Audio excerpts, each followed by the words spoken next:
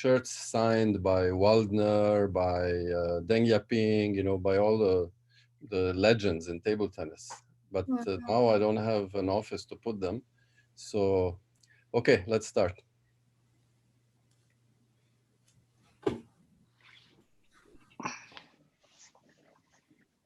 Hi, everybody, and welcome to our live stream series. Each week we will invite a coach, athlete, official, administrator, or volunteer and learn more about them and their journey within Table Tennis Canada. Translation by Adam, please. Alors, une fois par semaine, on va rencontrer des joueurs, des entraîneurs, des personnes qui sont impliquées dans le tennis de table au Canada et on aura une conversation avec eux. Today, we're excited to welcome the two recipients of the Champlain Table Tennis Club Scholarship, Ontario's Joyce Matteo and Quebec's Matteo Martin. Alors aujourd'hui, on a une rencontre spéciale avec ceux qui ont reçu la bourse d'études du club tennis de table Champlain. Et c'est Joyce Matteo de l'Ontario et Matteo Martin du Québec. We also invited Matteo's coach Thierry Verviers from Club de Tennis de Table Prestige de Montréal to share some of the experiences with Matteo over the last few years. Nous avons aussi invité l'entraîneur de Matteo, Thierry Verviers, un entraîneur de très longue durée, moi je connais depuis très longtemps, qui nous rejoint et qui va donner aussi ses impressions sur certains aspects du tennis de table. Congratulations to both of your scholarship recipients, and over to you, Adam. Yeah, so I've just explained very briefly in English and then in French what the scholarship is, because Joyce, you were not born when when the Champlain Table Tennis Club was active, and Matteo, je pense que tu n'étais pas né quand le club tennis de table Champlain était en plein essor. So there was a club here in the Ottawa region between Ottawa and Hull, called Champlain Table Tennis Club. It was actually started in the University of Quebec. And the street on which that pavilion of the University of Quebec was situated was called Champlain Street. C'était un club qui a été initié dans l'Université du Québec, à Hull, et c'était sur une rue qui s'appelait Champlain. Et comme on ne savait pas comment appeler le club, on l'a appelé le club de tennis de table Champlain. This club then changed locations. It went from one pavilion to another, different parts of Hull, Gatineau, and eventually ended up in Carleton University in Ottawa, and had several coaches over the years. In the beginning, it was Marianne Domonkos, my wife, who was also Canadian champion and national coach. Then there was Donald Davidson. He was coach from Quebec. And finally, Mr. Sue Guoxi, who was national coach of Canada. He was coaching the club at the end at Carleton University. Alors, ce club s'est déplacé à plusieurs pavillons de l'Université du Québec. Et finalement, quand il y avait des rénovations dans le gymnase, le dernier gymnase où on se trouvait, on a déplacé le club du côté d'Ottawa, l'autre côté de la rivière, à l'Université Carleton. Il y a eu beaucoup d'entraîneurs, Marianne Domonkos parmi celles qui ont entraîné dans ce club, aussi Donald Davidson et finalement l'entraîneur national aussi Guoxi Su. So let's explain what happened. When the club closed, eventually, after Mr. Su moved to Saskatchewan, it was at that time managed by Norman Tang. Norman Tang, his kids were playing in the club. So he was managing the club together with Mr. Su at the end. So when it closed, this club was doing very well financially. And it had a bank account, which my wife, Marianne Domonkos, and Norman Tang were looking after this bank account. And they decided just to put the money in savings and one day use this money to help young players.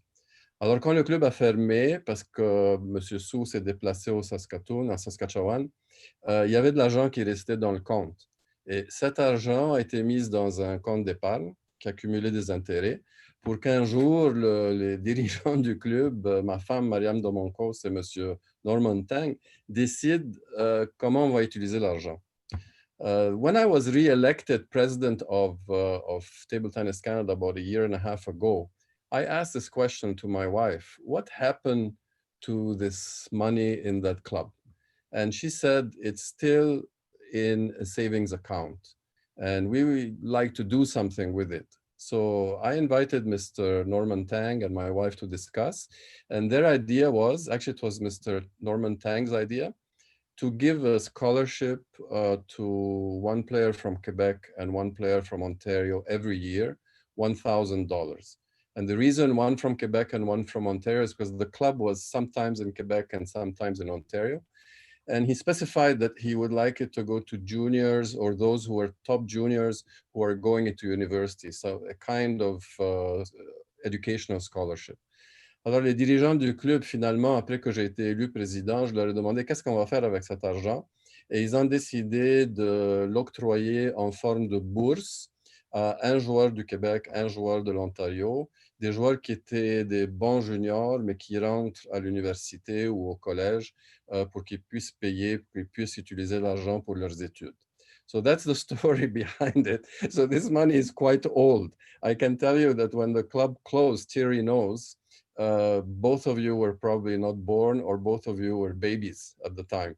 So now you're getting some money that has been sitting there for a long time, and because the interest accumulated, I think over the next maybe 10 years or so, there can be bursaries or scholarships given to players. So you're the second recipients. Last year already scholarships were given out, one to Ontario, one to Quebec, and you are only the second ones. So tell me, let's start with Joyce. How are you going to use the money? Most likely just towards the tuition that I need to pay for university. I'm How much currently is the tuition? it's about like I think 7,000 per semester. Wow, Yeah. 7,000 per semester. Yeah, if I recall correctly. So 14,000 per year. Mhm. So the 1,000 is only gonna pay for your snacks, right? Still helps though. Still helps. And what are you studying? I'm studying medical sciences. Medical science. Okay, now I have a question for you. Et Matteo, si tu ne comprends pas, c'est pas grave, je vais te répéter la question en français plus tard. How are you going to, I assume you want to continue to play table tennis at a high level. Right. How are you going to manage studying and practicing and trying to maintain your level in both? Do you have a plan for this? So for now, like because of COVID-19, it actually works out better for me because I can like attend university from home, and that means I still have this access to the same like training partners and coaches that I used to have. And then as for like what's going to happen in the future, I'm still not entirely sure yet, but I do know that I want to try my best to like continue to manage both at the same time. And then, of course, like with time constraints, it's really hard. But then I've already had some practice doing this throughout like high school. So we'll see how it goes. Okay, I'll give you some advice because my wife went through this when she was a top player in Canada. She had the ambition to be a good player, as good as she can be internationally. But at the same time, she was the kind of person that liked academia, like she liked to study, she liked to go to university, she got several degrees. And the way she did it, and with Thierry and maybe with Thorsten also, we will try to organize a webinar and invite her and others to give their experience how they managed. Because in her case, what she did is, let's say her program was 4 years, for example, right? She would do it in 6 years. So she would plan her. I don't know if you can still do this at university now, but then you could do term by term. So you could skip a term and do it the following year, something like that. So prior to World Championships, for example, she would skip a term. Sometimes she would skip the whole year and just focus on training, going to training camps to China, to Europe, in Canada, and playing in all the tournaments and so on. So she does really well at the World Championships. And then she would reduce a little bit the table tennis and focus on the studies for one term, one semester, and so on. So she managed actually to get her degree plus to get a postgraduate degree in a period of about 7 years. It normally would have taken 5 years. In her case, it took 7.5 years. But what was very good is that she was able to play her top table tennis while she was still young. Because often what people do is they go to university, they quit the sport, and then they try and come back after university, but it's too late because everybody else has gone above them. So this is something you should consider and discuss with your parents and with your coach, how you can maybe stretch a little bit the academic part so that you can train more. That's one advice. Second thing, Thierry and I, we know very well because of our age, is that when we were your age, when I was your age, to delay university by a year or 2 years seemed like impossible. Like, I want to finish as fast as possible. I want to get my degree. I want to get a job and so on. Now we realize that really it didn't matter that much. Whether you finish university in 4 years, 5 years, or 7 years, or even 10 years, doesn't matter, because eventually you will get your degree. And eventually, if you're good at what you do, you will catch up and you will move up very quickly. But sport has a period that if you miss your peak, like your physical peak, you can never really achieve after that. So that's the dilemma that you really have to think about it. Have you thought about it a little bit? A little bit, yeah. I know that like a lot of players go through this, but then as of now, I don't really have a clear idea of like how I want to approach it in the future. I was just wondering for your wife, like when she was attending school and she wasn't like preparing for a major competition, how was she able to keep practicing throughout it? Well, when she reduced practice, when I say she reduced practice, it means she practiced every day, maybe 2.5 hours a day, every day, maybe 2 hours a day. When she was practicing full time, she would practice twice a day, like in the morning and then in the evening, and then physical training in the afternoon. So she was really playing like a professional when she was not going to university. When she was going to university, she still practiced every day and would take probably on Saturday only like shorter practice, and on Sunday she would take off, to get ready for the week in university. Not everybody can do this. You have to be very well organized. You have to have focus and you don't waste time. That means that when you're practicing, you're thinking only about practicing. You're not thinking about your medical studies. And when you're in your medical studies, you're not thinking about the match you lost yesterday. You're thinking only about the studies. So you really have to have that kind of mind that you can focus very well. I think you can, because I saw you play matches. One of your strengths is focus, right? No, thank you. You agree? Hopefully. I would like to think so. No, because some players, they play and they see everything except the ball in front of them. They hear the spectator up in the stands, they hear the other players coach, the umpire bothers them, and other players are completely focused. They're doing what they have to do at the table. So if you're that type, I think you can succeed in mixing university and studies. OK, Matteo, je vais te demander la même question. Et essaye de répondre un petit peu plus qu'elle parce que c'est moi qui a parlé la plupart du temps. Maintenant que tu es rentré à l'université ou au cégep, tu es où, au cégep ou à Non, je suis l'université? à l'université, ouais. Première année? Non, c'est ma deuxième année maintenant. Deuxième année. Alors toi, tu es déjà engagé pas mal. Comment Ouais. est-ce que tu arrives à coordonner ton horaire en ce qui concerne les études et l'entraînement? Est-ce que tu es capable de garder un niveau d'entraînement et de compétition assez élevé? Ouais, bah dans le fond, moi j'ai la chance je peux choisir les cours que je veux faire, combien de cours que je veux dans la session et les horaires. Donc dans le fond, avant ma session, bah, je m'arrange souvent avec mes coachs pour voir quand est-ce que je peux m'entraîner. Et en fonction de ça, bah, je prends aussi les cours dont j'ai besoin. Et du coup, j'essaye, en ce moment, je prends les cours le matin. Donc là, c'est sûr qu'avec le coronavirus, on est à la maison. Mais sinon, j'allais même en cours avant le matin. Comme ça, l'après-midi, je pouvais aller m'entraîner en faisant souvent le sport-études avec ceux qui sont plus jeunes et qui font le sport-études. Et après, le soir, je revenais ici pour étudier. Et donc, dans le fond, au final, je pouvais quand même pratiquer pas mal, même en faisant mon université, quoi. OK, mais vous êtes chanceux parce qu'au Québec, vous avez le système de sport-études qui est plus flexible, je pense. Alors toi, ton programme, normalement, si tu ne faisais pas de sport, c'est combien d'années pour avoir ton diplôme à la fin? C'est 3 ans. C'est 3 ans, mais en fait, dans le fond, je fais un baccalauréat en administration qui est plus spécialisé en marketing pour moi. Et du coup, ça se finit en 3 ans. Si, je suis à temps complet. Si je suis à temps complet, c'est 3 ans. Mais après, si j'ai envie de faire maîtrise, etc., bah, après, ça dure un peu plus longtemps. Et toi, dans ton cas, la façon que tu fonctionnes maintenant, tu vas finir ça en quoi? 4 ans, 5 ans ou... Ben, c'est ça. En fait, c'est pour moi, pour finir. En fait, temps complet, pour moi, c'est 5 cours par session. Mhm. Et l'année passée, j'avais commencé avec 5. J'avais trouvé ça beaucoup. Du coup, j'avais réduit à 4 la session passée. Et là, comme on est en ligne et tout, bah, c'est un peu plus facile de s'arranger encore avec les horaires et tout. Du coup, j'ai repris 5. Mais comme vous l'avez dit et tout, peut-être que je vais prendre un peu moins pour pouvoir aussi faire plus de tennis de table et me concentrer aussi sur le tennis de table.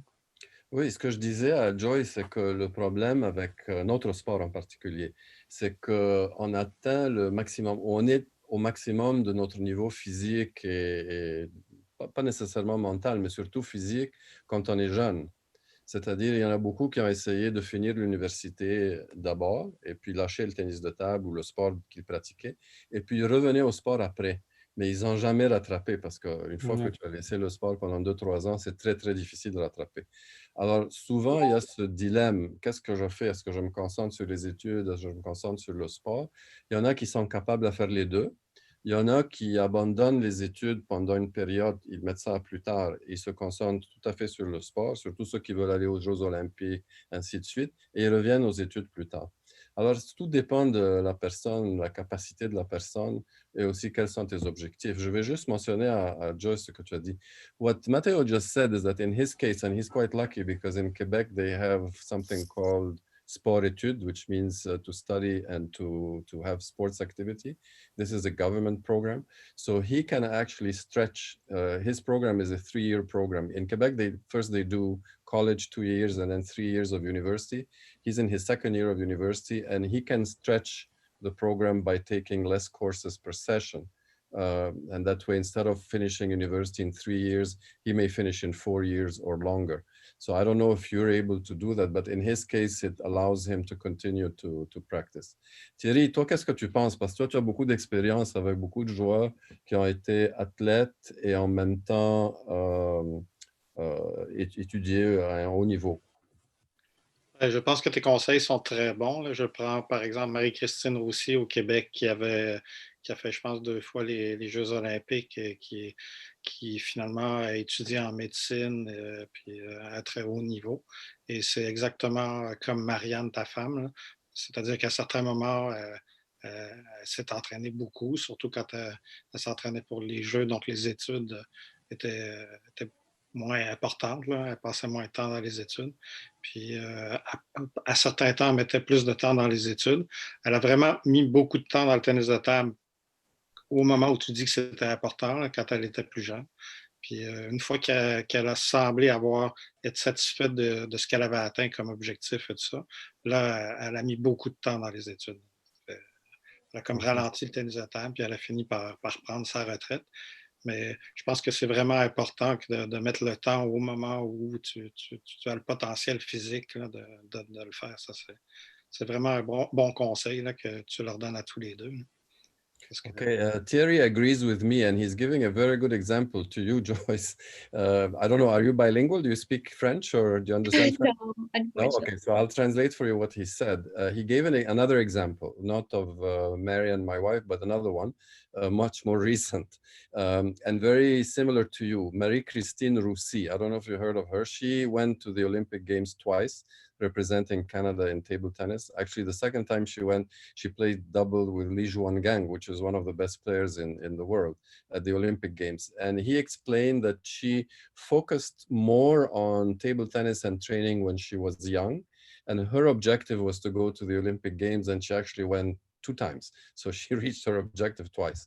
And after she was satisfied with what she was able to do in table tennis, then she increased the study part, the academic part. But in the beginning, she was doing the university. And she, by the way, she's a doctor now. So it's like you. She was in medicine, but she did it at a slower pace in the beginning.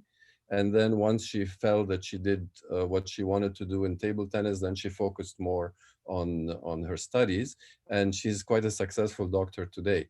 I don't know if she still plays or not, because this was probably... C'était quand, Thierry, qu'elle a été aux Olympiques la deuxième fois? Je ne pourrais pas te dire exactement. Là. Je dirais... Attends. Je pense que c'était à Sydney, non?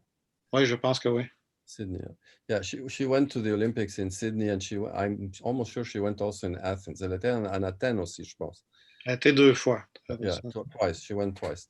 So that's a good example for you. And maybe we'll invite her to explain her experience, how she managed to do that. Of course, she was also a very focused person. She had a very strange style when she played table tennis, so that gave her an advantage. What we used to call at that time the similar style. N'est-ce pas? Elle jouait avec un style un petit peu spécial. You're pen holder, so I think you should be able to succeed as well. Okay, so tell us now what you do during COVID-19. Most people stay at home. How do you practice, Joyce? How do you keep your physical fitness and your table tennis technique going? So the first few months of COVID, when like everything was pretty much completely shut down, I didn't have much of a choice besides to practice serves. I have a table in my basement, which is convenient, and like do physical training, but only at home workouts because the gym I usually go to is closed. And then in around July, like they slowly started opening things, and then um the clubs would allow like only a few players at a time to practice. So then I was able to like slowly resume my regular training schedule. Even now it's a little bit inconsistent. Like it kind of depends on several variables and like availability and such, but I've like pretty much gone back to normal kind of training. So it's like around like 4 times a week right now. And do you have a table at home? Yeah, to You do? practice. Okay. I don't have much space to actually play because my basement is a little bit small, but I have enough to practice serve. So you practice just serve, so you don't have somebody that plays with you at home? No, there's no one to practice with, unfortunately. Okay. Well, you know, there's robots. I don't know if you know, but there's one particular robot, and as soon as I get it, I'm supposed to get 5 of them. So as soon as I get it, I will make some little contest, and the first 5 that respond, I will send them each one. This robot is new. It's quite different than all the robots that exist. You can program it with your phone, with your smartphone. So you can actually even simulate a match that you played. So for example, let's say you played against Matteo and the first serve was short on the forehand, then it was a long ball on the backhand. You enter this information and you will get a replica of what happened during the match. So you can practice against certain patterns, you can practice against certain spins. The only thing is that you don't have a person in front of you, you have a kind of a box in front of you. So you have to imagine that the person is there, but the ball will come to you exactly. Oh, sorry.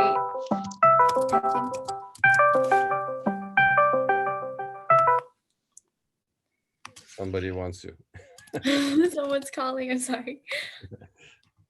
Anyway, so you can practice all kinds of patterns and and you can replicate what has happened in the match. So if, for example, you had a particular problem, you can repeat this over and over again to fix it. But it's not ready yet. It should be ready in the next 2 to 3 months. So when we receive it, then I will have a little contest. The first one to answer will get one. Thierry, est-ce que tu peux expliquer un petit peu, Matteo, comment il s'entraîne maintenant dans cette période? Est-ce qu'il vient toujours au club avec toi ou est-ce qu'il y a beaucoup d'entraînement qui se fait à la maison ou ailleurs? Durant la période du COVID, les clubs étaient fermés. Donc, Matteo a un frère d'un bon niveau. Donc, ils avaient installé une table, je pense, dans la cuisine ou Dans le salon. Dans le salon, OK. Et puis, donc, ils ont réussi à maintenir un certain taux de pratique comme ça. Ils faisaient beaucoup de physique aussi, conditionnement physique. Et on a essayé aussi, avec les entraîneurs du club, de maintenir une atmosphère de groupe en faisant des zooms comme on fait ce soir. Bon, pour échanger au niveau de la tactique, préparation mentale, puis différentes choses comme ça. Ils faisaient aussi du physique en groupe de cette façon-là. Puis après que le COVID a été passé, Matteo, comme il dit, il s'entraînait de soir, de temps en temps, beaucoup au sport-études de son club à Prestige, même si les joueurs sont plus jeunes puis un peu plus faibles que lui. Et aussi, il faisait des entraînements au centre national à Montréal avec Vincent au moins. Mais là, évidemment, tout est reparti de travers cette semaine. Mais les dernières nouvelles qu'on a, c'est qu'on allait pouvoir s'entraîner. Mais pas à notre club. C'est un peu compliqué au Québec. Là, c'est que les primaires et secondaires peuvent continuer à s'entraîner au sport-études, mais les collégiales et universités ne peuvent pas. Ça fait Les Matteo est règlements, obligé. ouais, ouais. Ouais. OK. Mathieu, je ne sais pas pourquoi je t'ai appelé Mathieu, je ne sais pas. C'est pas Est-ce que grave. c'est ton nom? Hein, C'est c'est Matteo. Ouais, Est-ce Matteo. que Matteo, c'est raccourci pour Mathieu ou c'est Matteo, tu es né Matteo? Non, je suis né Matteo. Tu es né Matteo, OK. C'est un nom spécial, tant mieux pour toi. Alors, Joyce a dit qu'elle, elle pratique beaucoup les services à la maison. Mais elle n'a personne avec qui elle peut jouer à la maison. Ça veut dire qu'il faut qu'elle aille au club ou il faut qu'elle aille s'entraîner dans des places où c'est limité à 2 ou 4 personnes. Mais à la maison, elle peut faire beaucoup de services. Toi, est-ce que tu as fait pareil dans ton salon avec la table que tu as installée? C'est ça, parce que dans le fond, on habite dans un appartement. Donc, Oui. c'était un peu compliqué c'est quand même un petit appartement. C'est quand même un peu compliqué de mettre une table. Mais on est quand même allé la chercher à la Fédération du Québec. Et ouais, au début, en fait, on faisait beaucoup de services. Mais comme a dit Thierry, j'ai un frère qui est qui est quand même fort. Du coup, je pouvais faire du service retour ou quelques exercices des fois ouais, bah, surtout du service retour. C'était vraiment le plus pratique parce qu'on ne pouvait pas vraiment bouger. Mais sinon, faire des top spins, genre coup droit, juste pour garder le toucher, quoi, et tout. Et, mais ouais, j'avais cette chance d'avoir mon frère pour pouvoir jouer là. Sinon, ça aurait été peut-être un peu plus compliqué. Mais ouais, sinon, on faisait aussi beaucoup de physique et c'était surtout ça. Mais vu que tu as un frère, il habite avec vous, ton frère? Ouais. Ah, vous auriez pu jouer des entraînements normaux, non? Mais c'était un peu compliqué quand Facile. même, genre pour bouger et tout, avec les voisins, etc. C'était quand même assez compliqué. Ça glissait et tout, mais on en a quand même fait là, des exercices comme ça de déplacement et tout. Mais on faisait beaucoup plus de service retour qui était plus facile à faire Okay. que du déplacement. So in his case, he says that this to you, Joyce. Now he says that because his brother lives in the same apartment as him. I mean, his brother is very good also. His brother got the silver medal at the Swedish Open en cadet, c'est ça? Il était en Ouais, cadet, non? Oui, in cadet. So he's younger than him, but very good player as well. So they could practice, but because they live in an apartment, they put a table in the living room. I'm sure their parents were very happy. So they put the table in the living room and they were practicing in the living room, but there's not enough space to do, footwork and to do proper practices. So they were practicing more the short game, service return, and so on, that kind of thing. You don't have somebody that nobody in your parents or in your family can play with you in the basement? Not really. Also, I just realized that even if I had someone to play with, I probably couldn't because currently, like because of the COVID-19 situation, my mom, my dad, and my sister all work from home. I probably would have been a bit too noisy for them. Okay, okay. But you know what you can do? I mean, I used to do this when I was a kid. I used to go sometimes to the club where I used to play, and there would be nobody there, except some guy that was cleaning there was like a corridor leading to the table tennis hall. He was cleaning and so. So I would, this was before people knew about motorball or multi-ball practice. So I used to tell him, okay, take a break and come over and just throw the balls at me. So he would just take balls and throw them at me, and I would move and hit the ball and so on. So this you can do, you can have, now, of course, people are very good, like Thierry, are very good at doing a motorball.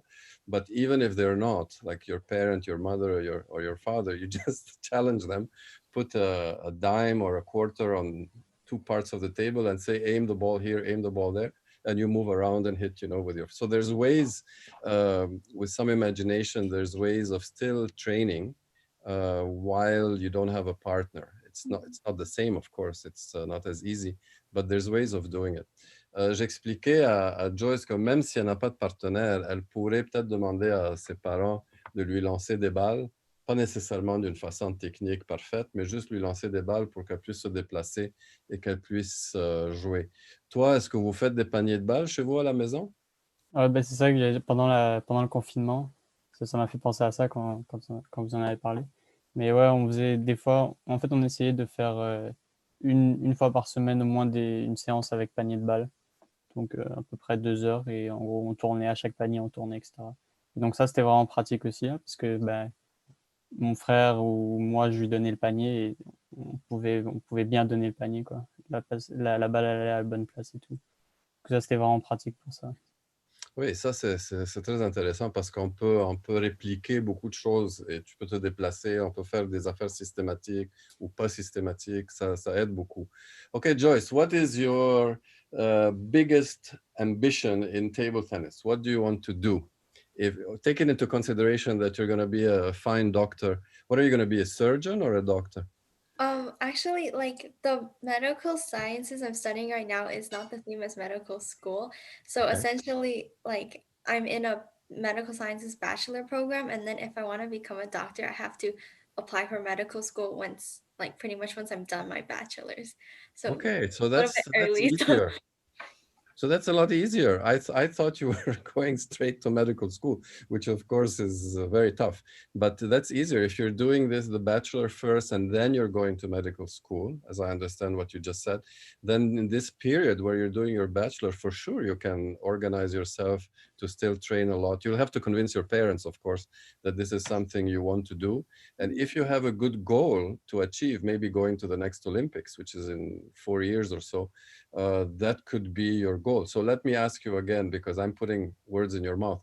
What is your real goal in I table think tennis? like currently, because since last year I won the junior nationals title, I think like a good next step would be to aim for the senior nationals title.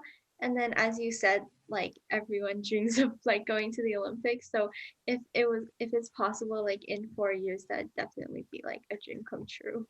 Yeah, but you have to try hard, right? For Because sure, the for sure. problem with going to the Olympics is that you have to qualify. So you have to beat a lot of people to get to the Olympics first. But another thing is a lot of people say, I like to go to the Olympics. But just to go to the Olympics is not necessarily a goal by itself. You want to go to the Olympics and do well. I don't say that you want to win a medal or something like this. You want to do the best you can do. So when you come back from the Olympics, you feel good that you performed at your highest level. I've seen many players, they go to the Olympics or to the World Championships and they have a bad loss, in the beginning, and then they quit table tennis because their expectation was completely different. So you have to really be prepared. So if your goal is to go to the Olympics, you have to also have a second goal. What are you going to do at the Olympics? Are you just going to go as a spectator, or are you going to go and fight and beat players from other countries? What do you think in I your think head? of course you would want to fight and beat players from other countries. Okay, you're giving the right answer. Ok. Je disais à Joyce, ça c'est pour toi Thierry, que elle, son but, ça serait d'aller aux Olympiques. Et beaucoup de joueuses et de joueurs, justement comme Marie-Christine aussi, et ma femme et d'autres, sont allés aux Olympiques. Mais souvent, il y en a qui vont aux Olympiques, et puis, ou même les championnats du monde, et puis quand ils reviennent, ils abandonnent le tennis de table. Au Québec, il y en a eu plusieurs comme ça, et aussi dans d'autres provinces, parce qu'ils ont un choc, ou parce que leur objectif, c'était d'aller aux Olympiques. Il n'y avait pas d'objectif après. Ça veut dire que ce n'était pas d'aller aux Olympiques et puis jouer le mieux que je puisse jouer, de gagner peut-être la première ronde, peut-être la deuxième ronde. Ils étaient satisfaits juste de se qualifier aux Olympiques. Toi, quand tu conseilles les joueurs, comment est-ce que tu les conseilles en ce qui concerne établir des objectifs? D'abord, des objectifs qu'ils peuvent atteindre, mais aussi des objectifs un petit peu rêves. Justement, il faut qu'ils aient, comme tu dis, deux types d'objectifs. Il faut qu'ils aient des objectifs réalistes qui sont motivants et qui peuvent atteindre, mais ça prend aussi des objectifs rêvés. Puis les objectifs rêvés, ils servent aussi à motiver le joueur, ça c'est clair. Puis on a eu un problème au Québec, je dirais, dans les dernières années, c'est que les joueurs, ils ne rêvaient plus. C'est-à-dire que pour eux, les Jeux olympiques, c'était comme inaccessible. Le championnat du monde, c'était inaccessible. Puis même parmi les entraîneurs, c'était le cas aussi. Là. C'était comme le niveau est trop haut, on ne peut plus y arriver. Et euh, ça a changé un peu quand Marlès Martin est venu entraîner au Québec. Et lui a comme essayer de changer cette mentalité-là. Puis je pense que ça commence à se transmettre chez les joueurs. Il y a plus d'objectifs rêvés parmi les jeunes. Et puis, il faut continuer à leur dire, oui, mais ça prend aussi des objectifs réalistes, mais des objectifs rêvés. Certains joueurs se sont découragés l'un à l'autre aussi. C'est comme ceux qui avaient des objectifs rêvés, mais il y en a qui se moquaient d'eux autres. Tu vois, ça aussi, ça arrive entre joueurs. Ouais. Ça aussi, il y a une éducation à avoir là-dedans. Mhm. Okay, Thierry agrees with me, Joyce. He says that when he advises the players that he coaches, he establishes, or he tries to have them establish, two types of objectives. The first one, very realistic, that they can attain, and then the next one, realistic, that they can attain, and so on. But there always has to be a very high objective and goal that they dream about, that they want to achieve. And the more you dream about it, the more you make it real in your mind, then it's easier to achieve. So his style is to give objectives by levels, by steps, but always to keep in mind some kind of very high objective. And that he thinks is the right way to proceed. So I will give you one example, and it's a player from Brazil. You know, his picture is behind me here, this way, behind me, is Calderano. Calderano was a very ordinary player. I saw him when he was younger than you, 14, 15. He was not necessarily a top player. He didn't appear as a super talented player, but he was, in French we say acharné. It means he was like a mule. You know, he had his objective, and his objective was to be one of the top 10 players in the world, and he would do everything to achieve this objective. So when he played, he always thought about it. Of course, he had his steps. That first he has to be junior champion in Brazil, then he had to be senior champion in Brazil, then he had to, you know, improve, then play in a club in Europe, and so on and so forth. Today, he's in the top 5 in the world. Top 10 for sure, sometimes even top 5. So it is possible. It's not an impossibility, but maybe he chose sport instead of education. In your case, you're trying to do both, so your objectives have to be more realistic. Je donnais à Joyce l'exemple de Calderano qui a atteint des objectifs très élevés, et aussi Jean-Michel Sèvres, que toi tu connais, Thierry, parce qu'il vient de Belgique. Dans le temps de Jean-Michel Sèvres, quand il était un junior, la Belgique n'était pas forte en tennis de table. Ils étaient 50e au monde. Mais lui, il a décidé qu'il voulait être un des meilleurs au monde. Il a été champion d'Europe, il a été numéro 1 au monde. Ça veut dire que c'est réalisable. Okay, let's close. Thorsten, are you there? Are you coming back with us? Because you disappeared for a while. There he is. So Thorsten, do you have any questions to the two athletes and to Thierry? No, I think you covered everything, and I think it was just great to have the knowledge that you have and the understanding from the game and the experiences that you have. So it's great to get not just the answers from the scholarship winners, but also then from you itself as well. So no, okay, I think so let's fantastic. finish with a statement from each athlete. Let's start with Joyce. What do you have to say to other players? What I have to say to Putting you on the spot now. Definitely, I think like it's a unique situation right now to all of us. Like it's something that we've never encountered before, and I think like just like you advised me earlier, like find any way possible to practice and like keep up your physical condition and find ways to like practice creatively. I think like I definitely miss seeing all of you guys on like in the competitions, and I also wanted to add that like to thank you for the scholarship opportunity. I think like it's it definitely helps, and yeah, that's pretty much it. If you don't succeed as a doctor, you could be a good politician. Et toi, Matteo, tu as quelque chose à dire aux autres athlètes, aux autres joueurs? Bah, moi, je dirais un peu pareil que Joyce, que c'est sûr qu'on est dans une période difficile, mais je pense que n'importe qui a la passion du tennis de table, bah, c'est vraiment pas le moment de se décourager et il faut vraiment aller de l'avant. Et je pense que n'importe quel athlète qui a des rêves et tout, bah, faut qu'il y croit et il peut y arriver s'il y croit vraiment fort. Okay, thank you, Joyce. Thank you, Matteo. Merci, et merci, Thierry. I leave it to you, Thorsten, to conclude.